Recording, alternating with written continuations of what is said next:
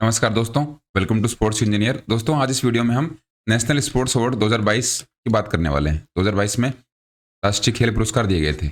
इनमें Arjun award, Dhyanchand award, Dronacharya राष्ट्रीय खेल प्रोत्साहन पुरस्कार, इन सभी की बात हम इस वीडियो के माध्यम से करेंगे। फटाफट से वीडियो को शुरू करते हैं। राष्ट्रीय खेल पुरस्कार 2022 केंद्रीय युवा मामले और खेल मंत्रालय ये इसको मैनेज करते हैं, आपको पता होना चाहिए। Union ministry of youth affairs and sports राष्ट्रीय खेल पुरस्कार 2022 की इन्होंने घोषणा करी। टेबल टेनिस प्लेयर हैं शरद कमल, इनको अब की बार क्या मिला है? मेजर ध्यानचंद खेल रत्न पुरस्कार दिया गया है। इसके साथ साथ अगर अर्जुन पुरस्कार की बात करें तो वो टोटल 25 खिलाड़ियों को मिला है। ये नॉर्मल एक ओवरव्यू था नेशनल स्पोर्ट्स अवार्ड 2022 के बारे में। डिटेल से देखते हैं। सबसे पहले बात करते हैं मेजर ध्यानचंद पुरस्कार 2022। ये शरद कमल को मिला है, टेबल टेनिस प्लेयर है शरद कमल अचंता। देखते हैं इनके बारे में।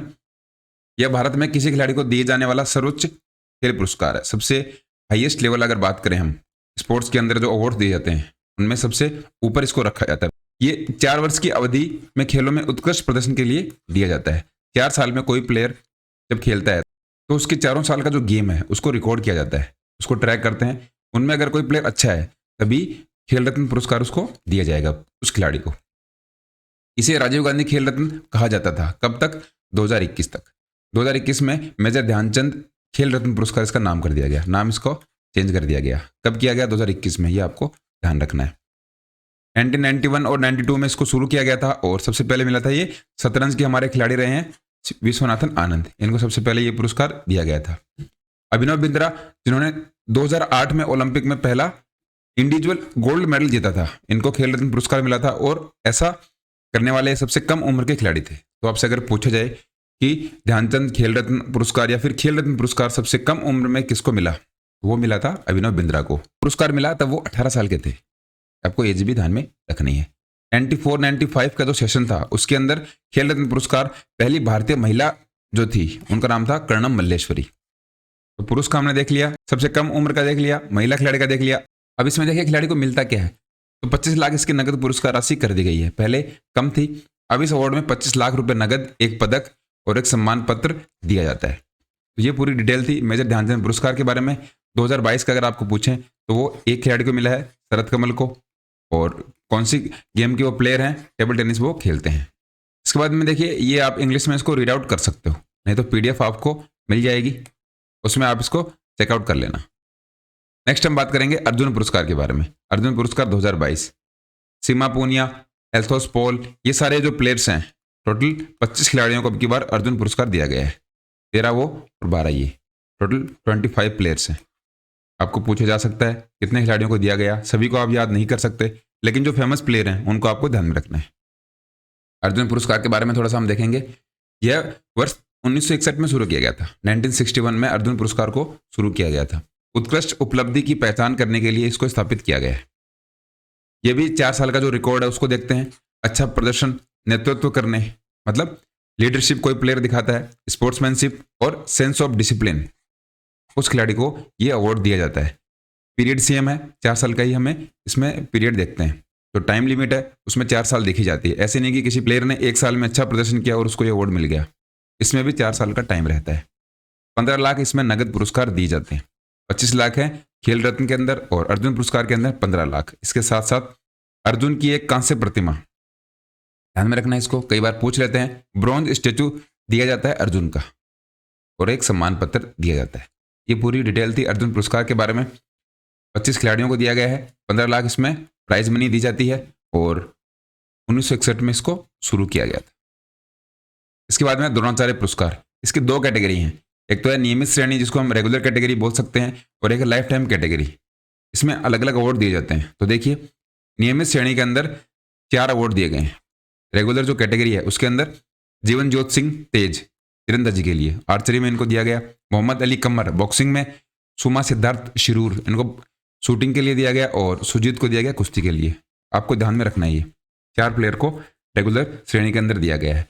लाइफ टाइम कैटेगरी अगर बात करें तो वो 3 प्लेयर्स को मिला है। दिनेश जवाहर बालक क्रिकेट के अंदर, विमल प्रफुल्ल घोष इनको फुटबॉल में, और कुश्ती में मिला है राज सिंह को। तो टोटल द्रोणाचार्य पुरस्कार मिले हैं 7, इसमें से 4 हैं रेगुलर कैटेगरी और 3 इसमें मिले हैं लाइफ टाइम कैटेगरी के अंदर। इनके बारे में भी देखते हैं। रेगुलर कैटेगरी है, यह उन प्रशिक्षकों को दिया जाता है, मतलब उन कोचेज को दिया जाता है जिन्होंने पिछले 4 सालों की अवधि में एथलीटों की उत्कृष्टता हासिल करने में इन्होंने मदद की है। एक्सीलेंस अचीव करने में हमारे प्लेयर्स की जो हेल्प करते हैं पिछले 4 साल के टेन्योर के अंदर, उनको यह अवार्ड दिया जाता है। इसकी शुरुआत कब हुई थी? 1985 में इसको पहली बार दिया गया था। पहले द्रोणाचार्य पुरस्कार किसने जीता? तो वो जीता था कुश्ती कोच भालचंद्र भास्कर ने, भालचंद्र भास्कर भागवत ने। 2002 में द्रोणाचार्य पुरस्कार जीतने वाली पहली महिला एथलेटिक्स कोच रेणु कोहली थी। ये आपको ध्यान में रखना है। पहले विजेता कौन थे? कुश्ती के कोच थे भालचंद्र भास्कर भागवत, और महिला कौन थी? रेणु कोहली। रेणु कोहली कौन से गेम से? महिला एथलेटिक्स के अंदर। 15 लाख रुपए इसके अंदर भी मिलते हैं, और इसके साथ साथ द्रोणाचार्य के कांस्य की प्रतिमा मिलती है, bronze statue of Dronacharya. Dronacharya जो गुरु रहे हैं उनके कांस्य की प्रतिमा मिलती है। इसके साथ साथ एक सम्मान पत्र भी दिया जाता है। ये पूरी डिटेल थी द्रोणाचार्य पुरस्कार के बारे में। अब देखते हैं लाइफ टाइम कैटेगरी के बारे में। तो देखिए 2011 में इसको शुरू किया गया था। इससे पहले लाइफ टाइम कैटेगरी या फिर लाइफ टाइम अचीवमेंट अवार्ड नहीं दिया जाता था, लेकिन अब 2011 में इसको शुरू किया गया। उन कोचेस को दिया जाता है जिन्होंने पिछले 20 साल या फिर उससे अधिक टाइम में खिलाड़ियों का जो एक्सीलेंस है उसमें पार्टिसिपेट करके खिलाड़ियों को अच्छा बनाया है। 20 ईयर्स और more, achieve excellence over a period of 20 years. The first recipient of Dronacharya life time, पहली बार जो लाइफ टाइम अचीवमेंट है द्रोणाचार्य पुरस्कार, वो किसको मिला? एथलेटिक्स के कोच थे कुंतल रॉय, और हॉकी के कोच थे राजेंद्र सिंह। 2 कोचेज को मिला। कौन है? कुंतल रॉय, और हॉकी से राजेंद्र सिंह। 2 प्लेयर्स को 2011 में मिला। आपको ध्यान में रखना है द्रोणाचार्य पुरस्कार की 2 कैटेगरी हैं। पहली कैटेगरी 1985 में स्टार्ट हो गई थी, और दूसरी कैटेगरी स्टार्ट हुई थी जिसको हम लाइफ टाइम कैटेगरी बोलते हैं, वो 2011 में शुरू हुई है। 2011 वाली जो कैटेगरी है लाइफ टाइम जो अचीवमेंट की कैटेगरी है, उसके अंदर 20 साल या उससे ज़्यादा का हम टाइम देखते हैं कि किसी खिलाड़ी को उन्होंने अपना एक्सीलेंस अचीव करने में, अपना जो सबसे बेस्ट परफॉर्मेंस है उसको अचीव करने में उन्होंने हेल्प की है, उनको मिलता है लाइफ टाइम कैटेगरी के अंदर द्रोणाचार्य पुरस्कार। इसके बाद हम देखने वाले हैं ध्यानचंद पुरस्कार लाइफ टाइम अचीवमेंट। ये 4 प्लेयर्स को मिला है। आप कंफ्यूज मत होना, ध्यानचंद एक तो खेल रत्न है, तो खेल रत्न तो बेस्ट प्लेयर को दिया जाता है। स्पोर्ट्स में सबसे बड़ा अवार्ड है वो ध्यानचंद खेल रत्न है। इसके अलावा एक ध्यानचंद अवार्ड मिलता है, वो लाइफ टाइम अचीवमेंट के लिए दिया जाता है। अब की बार 4 प्लेयर को मिला है। अश्विनी अंकुश जी एथलेटिक्स के अंदर, धर्मवीर सिंह हॉकी, बीसी सुरेश कबड्डी, और नीर बहादुर गुरंग, इनको पैरा एथलेटिक्स के अंदर मिला है। तो पैरा एथलेटिक्स का आप ध्यान में रख सकते हो, थोड़ा सा अलग है। ये प्लेयर्स को दिया जाता है। द्रोणाचार्य मिलता है कोच को, ये मिलता है खिलाड़ियों को लाइफ टाइम अचीवमेंट के लिए। इसके बारे में हम देखते हैं। इसे 2002 में शुरू किया गया था। ध्यानचंद पुरस्कार जो है लाइफ टाइम अचीवमेंट कैटेगरी के अंदर इसको रखते हैं। इसको 2002 में पहली बार दिया गया था। यह खिलाड़ी को व्यक्तिगत क्षमता में खेलों के प्रचार में अच्छे प्रदर्शन और योगदान के लिए दिया जाता है। स्पोर्ट्स पर्सन को मिलता है अच्छी परफॉर्मेंस के लिए और कंट्रीब्यूट करने के लिए, स्पोर्ट्स को कंट्रीब्यूट और प्रमोट करने के लिए इंडिविजुअल जो कैटेगरी है उसके अंदर ये अवार्ड दिया जाता है। इसके अंदर 10 लाख रुपए मिलते हैं, एक प्रमाण पत्र और एक समारोही पोशाक, मतलब एक सेरेमोनियल ड्रेस दी जाती है जिसको पहन के आप उस सेरेमनी में पार्टिसिपेट करते हो।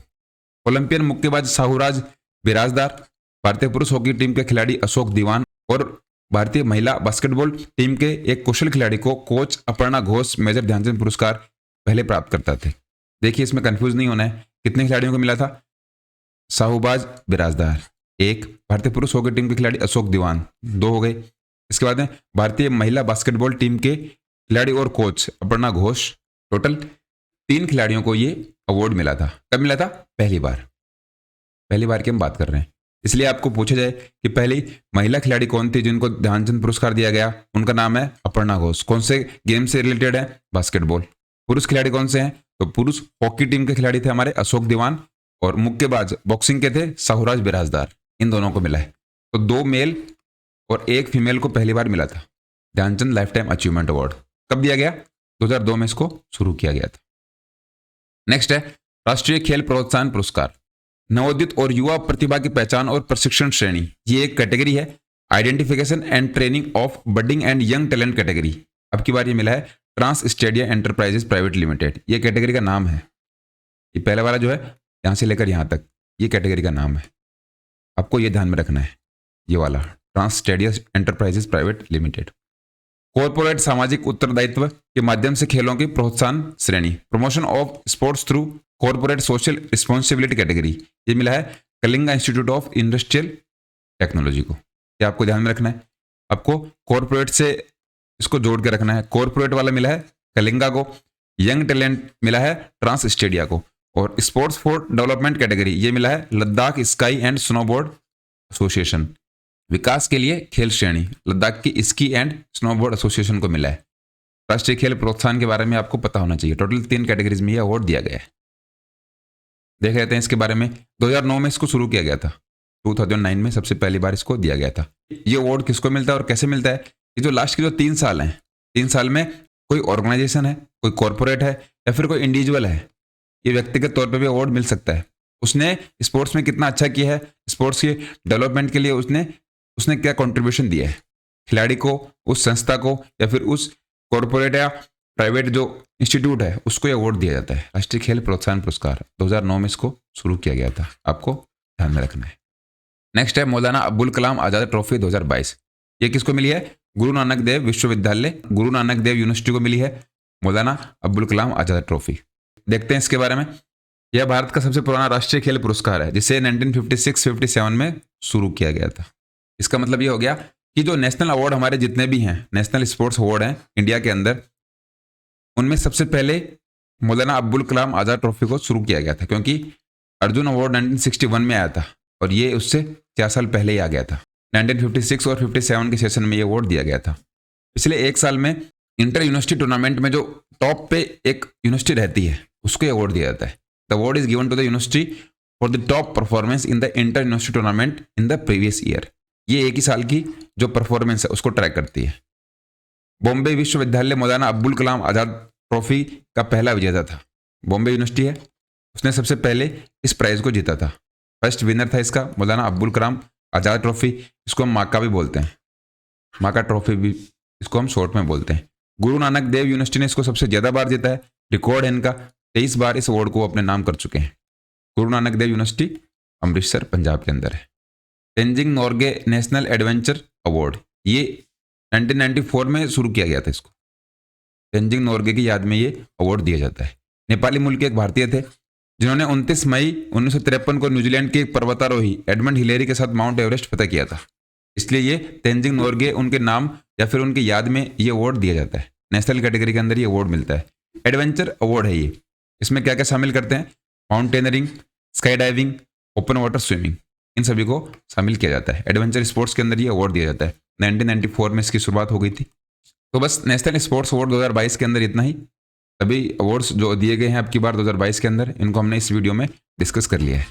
आने वाले जो एग्जाम्स हैं उनके लिए इंपॉर्टेंट हो सकता है, क्योंकि इसमें से आपको क्वेश्चन हर बार देखने को मिलते हैं। तो फिलहाल इस वीडियो में इतना ही। धन्यवाद।